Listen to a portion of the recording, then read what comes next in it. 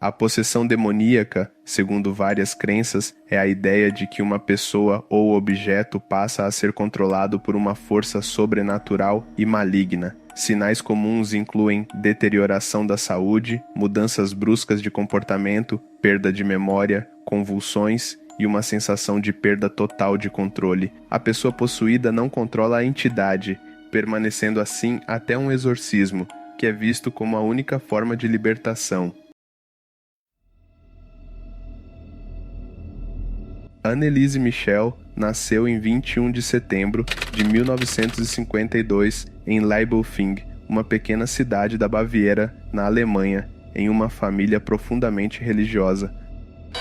Desde criança, Anneliese foi criada em um ambiente de fé rigorosa, onde práticas religiosas faziam parte da vida cotidiana. Sua família participava regularmente de missas e observava as doutrinas católicas com grande seriedade. Sua mãe, Anna Michel, era especialmente devota, e essa devoção influenciou Anneliese desde muito cedo, moldando seu senso de responsabilidade religiosa e moral. O pai de Anneliese, que trabalhava em uma serraria, também era uma figura central em sua vida.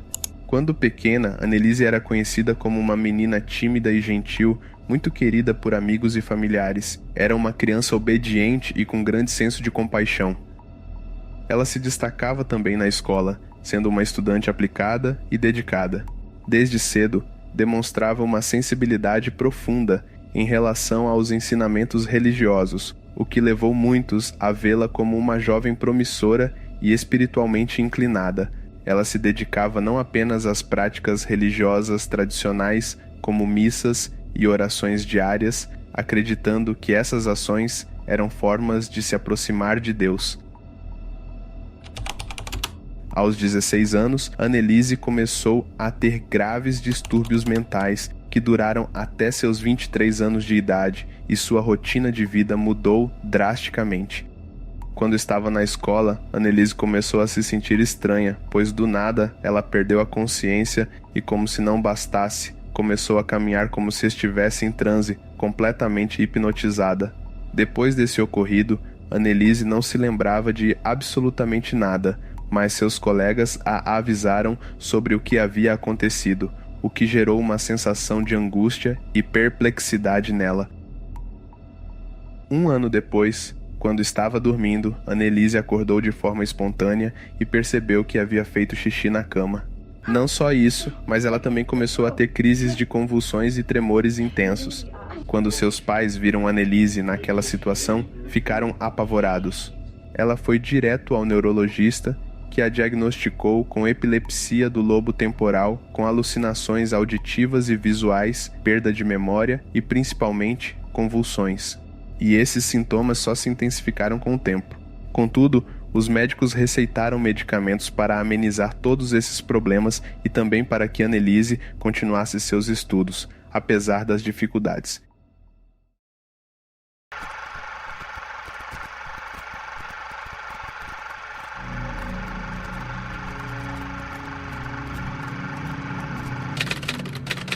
Em 1970, ela teve outra crise de convulsão enquanto estava internada em um hospital psiquiátrico.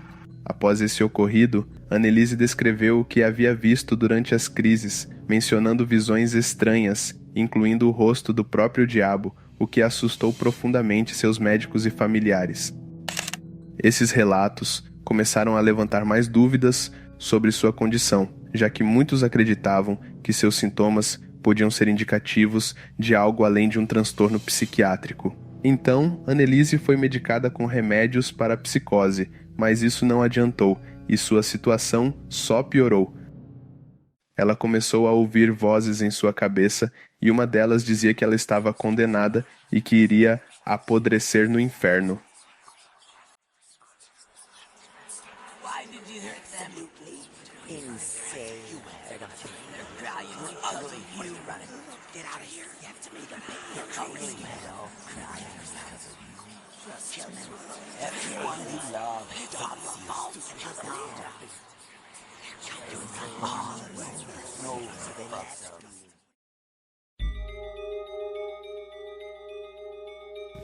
Com tudo isso acontecendo, sua família chegou à conclusão de que ela estava possuída.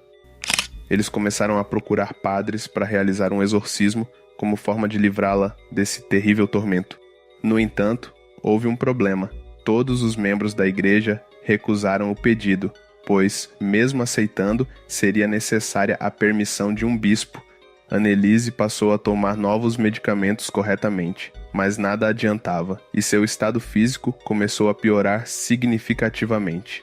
Seu comportamento também mudou radicalmente, e ela passou a acreditar que estava realmente possuída por um demônio. Anneliese ficou agressiva e, em um certo dia, tirou todas as roupas do corpo. Como se não bastasse, começou a fazer agachamentos de forma repentina, rosnando e latindo como um cachorro enfurecido, além de comer insetos. Esse comportamento chamou ainda mais a atenção das autoridades e de médicos, que não conseguiam explicar o que estava acontecendo. Além disso, ela bebeu a própria urina e, em outra ocasião, mordeu a cabeça de um pássaro. Os pais de Anneliese não desistiram e continuaram a procurar uma solução. Finalmente encontraram um padre chamado Ernest Alt. Nos documentos judiciais, o padre Ernest afirmou que Anneliese não parecia ser epilética, deixando claro que esses sintomas não eram comuns, mas sim sobrenaturais. Ele, então, se tornou um dos responsáveis por iniciar o processo de exorcismo. Em novembro de 1973, Anneliese iniciou o tratamento com Tegretol, carbamazepina, um medicamento antiepiléptico, e o tomou com frequência. No entanto, ela continuava a demonstrar comportamentos cada vez mais violentos e incompreensíveis, o que fez com que sua família e os sacerdotes ficassem ainda mais convencidos de que ela estava possuída. Anneliese fez uma peregrinação a San Damiano com um bom amigo da família, Thea Hein, que organizava peregrinações para lugares santos não reconhecidos oficialmente pela Igreja Católica. Como Anneliese era incapaz de passar por um crucifixo e se recusava a beber a água de uma nascente sagrada, seu acompanhante concluiu que ela estava sofrendo de possessão demoníaca. Tanto Anneliese quanto sua família se convenceram de que ela estava realmente possuída e consultaram vários sacerdotes pedindo um exorcismo. Joseph Stangl, o bispo, concedeu permissão ao padre Hans para exorcizar Anneliese de acordo com o Rituale Romanum, de 1614, mas ordenou total sigilo sobre o caso. Hans realizou a primeira sessão em 24 de setembro de 1975. Durante os rituais, a jovem parecia exibir comportamentos ainda mais extremados, como rosnados, gritos e expressões de raiva incontrolável. Seus pais e os exorcistas pararam de procurar tratamento médico e colocaram seu destino nas mãos apenas dos ritos de exorcismo. 67 sessões de exorcismo, 1 ou 2 por semana, com duração de até 4 horas, foram realizadas durante cerca de 10 meses em 1975 e 1976. O mais curioso é que as filmagens foram registradas, com áudios perturbadores que causam arrepios em quem os escuta. Tais gravações, quando ouvidas, revelam o quão intenso era o sofrimento de Anneliese durante esse período.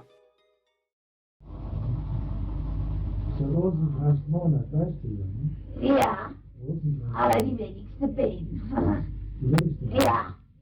Und in der Kirche wird aber das wenigste gebeten, weil die ein Pfarrer ja ist für.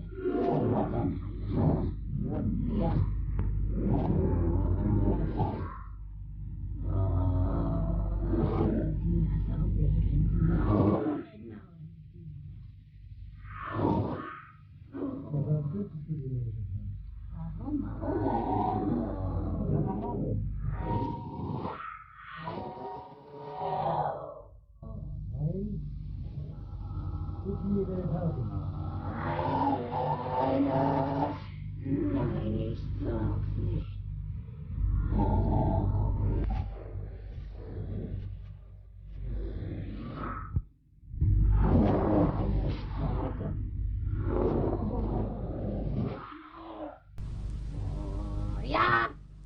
Eine starke Waffe ist. Gegen Satan Ja. und alle Dämonen. Ja, gegen uns.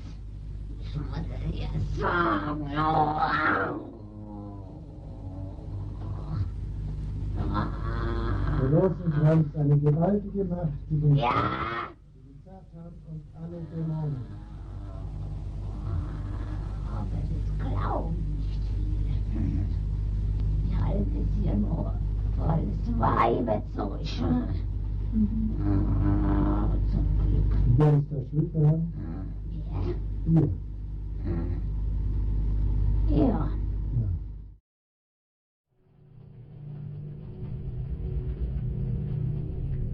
Anneliese acreditava que 6 demônios a possuíam, entre eles Lúcifer, Adolf Hitler, Judas Iscariotes, Caim, o imperador Nero e um sacerdote chamado Flashman.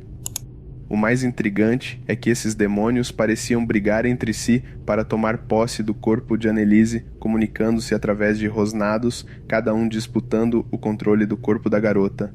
Aos 23 anos, Anneliese passou por esses pesadelos, onde o sofrimento parecia interminável. Ela se ajoelhava frequentemente para rezar, a ponto de quebrar alguns ossos e romper os tendões do joelho.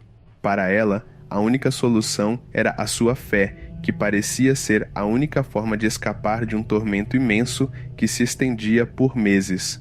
Sua fé a levava a um estado de devoção extrema, onde ela acreditava que seu sofrimento tinha um propósito divino, talvez para expiar algum tipo de pecado ou para salvar outras almas. Mas todo esse terror chegou ao fim. Em 1º de julho de 1976, Anneliese morreu durante o sono, após ter passado mais de um ano em sofrimento físico e psicológico intenso. O relatório da autópsia indicou que a causa da morte foi desnutrição e desidratação, resultado de quase um ano de semi-inanição, enquanto os rituais de exorcismo eram realizados. Além disso, ela não se alimentava corretamente durante os 10 meses de exorcismo e seu corpo foi se enfraquecendo cada vez mais, até se tornar irreconhecível. O quadro de desnutrição severa que Anneliese apresentava era tão grave que, ao ser encontrada sem vida, sua aparência estava irreconhecível, um reflexo do colapso total de seu corpo. As graves consequências atribuídas ao ritual de exorcismo motivaram a abertura de um processo criminal contra os pais de Anneliese e os padres exorcistas, causando grande polêmica na Europa e dividindo a opinião pública mundial. Enquanto alguns viam o caso como um exemplo de fé extrema, outros o viam como uma tragédia que poderia ter sido evitada com o tratamento médico adequado. Tanto os padres quanto os pais de Anneliese foram condenados por homicídio negligente, pois renunciaram ao tratamento médico em favor de rituais religiosos. Os padres foram culpados, mas não foram presos, receberam apenas uma multa. Enquanto isso, os pais de Anneliese não receberam punição, mas ficaram em liberdade condicional por 3 anos, o que gerou indignação entre muitos que acreditavam que a morte da jovem poderia ter sido evitada se os cuidados médicos tivessem sido priorizados. O túmulo de Anneliese Michel fica no cemitério da Igreja Católica de São Martinho, em Klingenberg am Main, na Alemanha. Ela é conhecida principalmente devido ao seu caso polêmico de exorcismo, que inspirou livros, filmes e discussões sobre o tema. Muitas pessoas visitam o túmulo de Anneliese, tanto por curiosidade quanto por devoção, refletindo sobre as consequências da fé incondicional e os limites da crença religiosa. Alguns o veem como um símbolo de fé e resistência, enquanto outros o consideram um lembrete sombrio dos perigos de se afastar da medicina moderna em nome da religião. Depois de todo esse sofrimento, espero que Anneliese tenha encontrado sua paz, pois ela era uma jovem brilhante, que tinha uma longa vida pela frente, passou por coisas difíceis durante sua juventude e batalhou até os últimos dias de sua vida. Ela enfrentou uma dor indescritível, mas sua história, trágica e misteriosa, permanece viva até hoje. Sua história permanece como um alerta sobre os perigos de se submeter incondicionalmente a uma única visão de mundo e a importância de buscar o equilíbrio entre a fé e a razão para que tragédias como a dela nunca mais se repitam. Que ela esteja nos confortos de Deus, livre de todo o sofrimento que ela experimentou e que, por fim, descanse em paz.